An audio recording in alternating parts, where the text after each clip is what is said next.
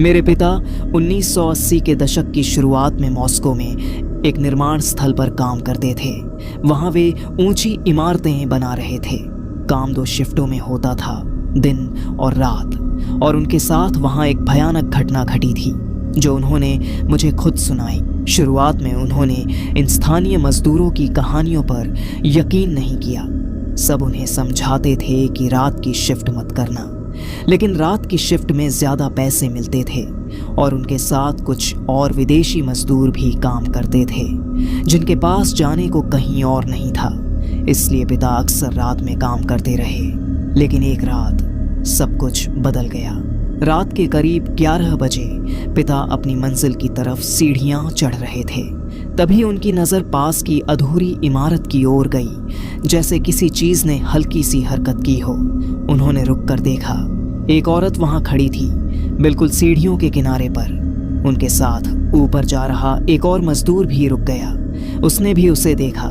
पिता उस औरत को बचाने के लिए दौड़ पड़े। सोचा शायद वो कूदने वाली हो। उनका साथी भी पीछे पीछे भागा। वो औरत अब भी किनारे पर खड़ी थी। पिता ने पास जाकर आवाज लगाई, रुको, नीचे मत देखो, मैं मदद करता हूँ। और धीरे धीरे उसकी तरफ बढ़े। तभी वो औरत अचानक पलटी। पहले तो पिता को समझ नहीं आया कि उसके चेहरे में गड़बड़ क्या है, लेकिन फिर उन्होंने देखा उसका मुंह माथे पर था और उसकी आंखें उस जगह थीं जहां मुंह होना चाहिए था। उसकी आंखें गहरी, काली और खाली थीं और उसका टेढ़ा मुंह जैसे हंस रहा था। वो औरत कुछ देर तक उन्हें देखती रही, फिर धीरे धीरे वापस सड़क की तरफ मुड़ी। उसी वक्त उनका साथी ऊपर पहुंच गया। पिता कुछ कह पाते उससे पहले ही वह औरत की तरफ दौड़ा और उसे पकड़ने की कोशिश की, लेकिन उसने एक कदम पीछे लिया, अंधेरे में छलांग लगा दी और वो मजदूर भी उसके साथ गिर गया। पिता ने नीचे से उसकी चीखें सुनी और उस औरत की भयानक हंसी। जब वो नीचे पहुंचे, वहां कोई औरत नहीं थी, सिर्फ उनका साथी जमीन पर पड़ा था, बेहोश और टूटा हुआ।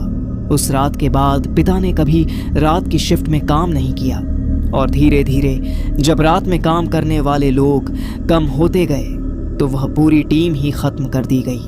कुछ महीनों बाद वो निर्माण स्थल जहां बार बार हादसे होते थे ढा दिया गया। बॉस ने कहा था यह जगह वैसी नहीं थी जैसी दिखती थी, यहाँ कभी कुछ सही बना ही नहीं।